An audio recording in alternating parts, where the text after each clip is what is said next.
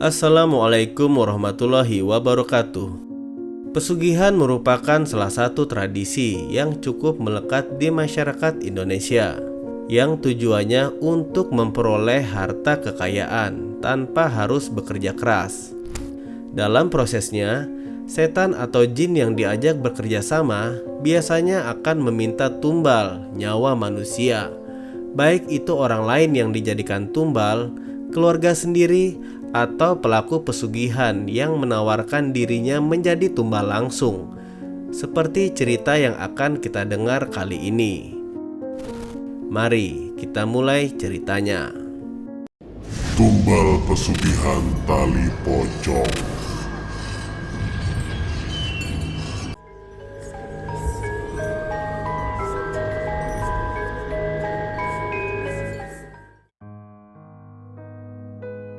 Suatu malam, kerumunan anak muda itu tertawa dengan riangnya di malam menjelang pagi.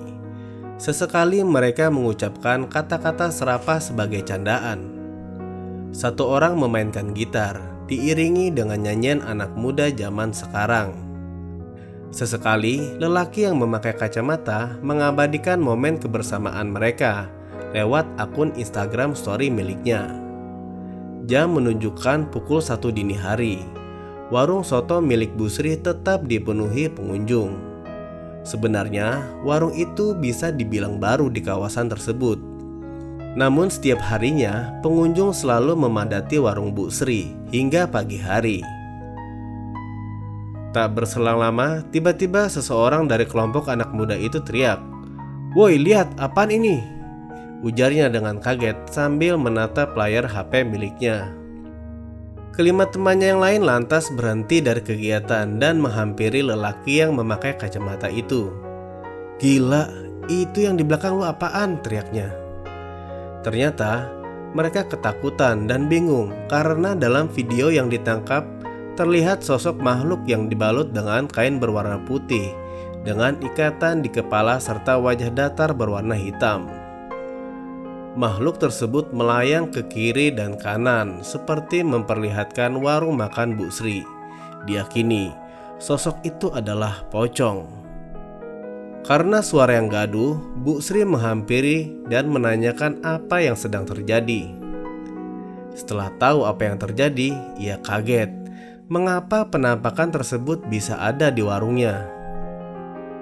Tak lama kemudian, Pak Iwan, suami Bu Sri, menyuruh anak-anak tersebut untuk pulang dan berpesan jangan diviralkan video tersebut.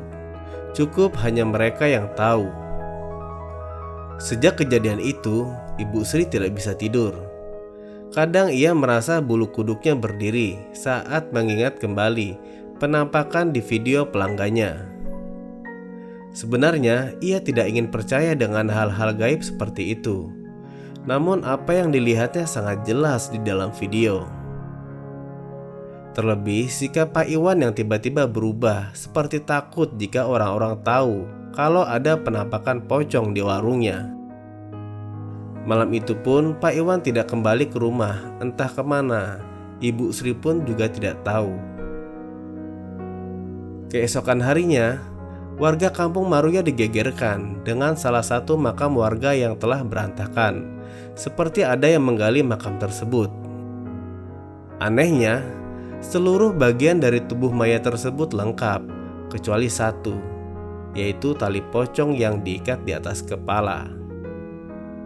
Banyak warga yang berpendapat bahwa kawasan kampung sudah tidak aman lagi, karena ada orang yang mencuri tali jenazah orang yang sudah meninggal.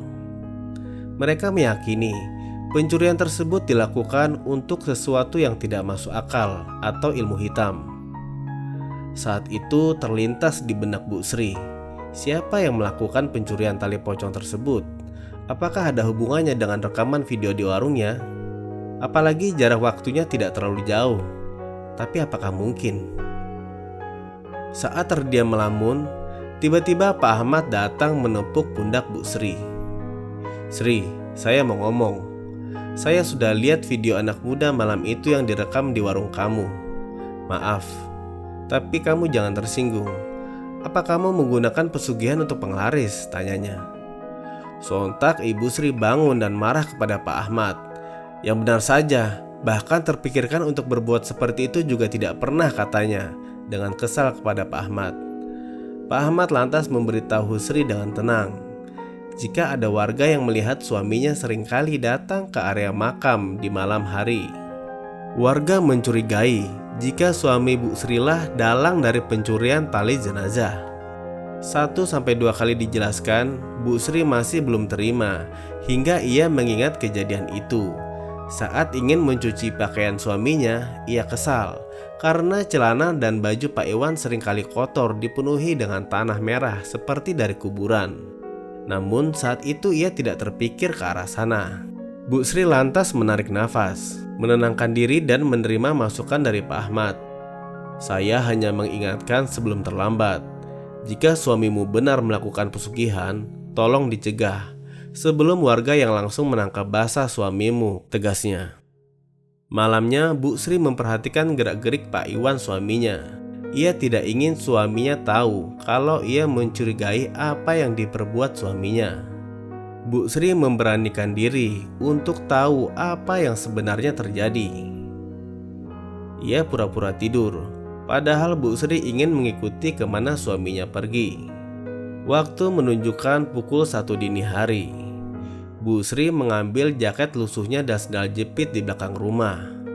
Benar saja, ia mengikuti kemana perginya Pak Iwan hingga ia tiba-tiba berhenti di belakang pohon beringin, mengendap-endap melihat apa yang dilakukan suaminya. Bu Sri dibuat kaget karena melihat sang suami menggali kuburan yang masih basah itu dengan kedua tangannya, tanpa alat apapun. Selanjutnya, sang suami mengambil mayat yang ada di dalam dan membuka secara perlahan-lahan tali yang melilit jenazah dengan giginya. Bu Sri ketakutan. Tega-teganya sang suami melakukan hal tersebut kepada jenazah yang baru saja dikubur. Semenjak kejadian itu, warga sudah tahu jika Pak Iwan melakukan ritual pesugihan pocong untuk penglaris di warungnya. Namun karena dibuat malu warga sekampung, akhirnya suami Bu Sri berhenti melakukan pesugihan. Semenjak itulah Pak Iwan mengalami penyakit yang sulit untuk dijelaskan. Tubuhnya kurus kering hingga hanya terlihat tulang yang dibungkus oleh kulit. Wajahnya pun semakin lama menjadi kehitaman, seperti ditarik sinarnya hingga kedua matanya selalu terbuka dan meneteskan air mata. Menurut orang pintar di kampung itu, kejadian yang menimpa Pak Iwan sebagai ganjaran atas pesugihan yang ia lakukan. Ternyata ia menumbalkan dirinya sendiri di dalam ritual itu, karena Pak Iwan sudah tidak bisa mengambil tali pocong dari jenazah yang seharusnya dilakukannya secara rutin. Menjadi pelajaran bagi kita agar tidak mengambil jalan pintas pesugihan untuk memperkaya diri tanpa kerja keras. Apalagi cara yang dilakukan sangat bertentangan dengan agama, yaitu bersekutu dengan setan, iblis, ataupun jin. Semoga kita selalu diberikan kekuatan iman untuk tunduk dan takut kepadanya. Amin ya robbal alamin.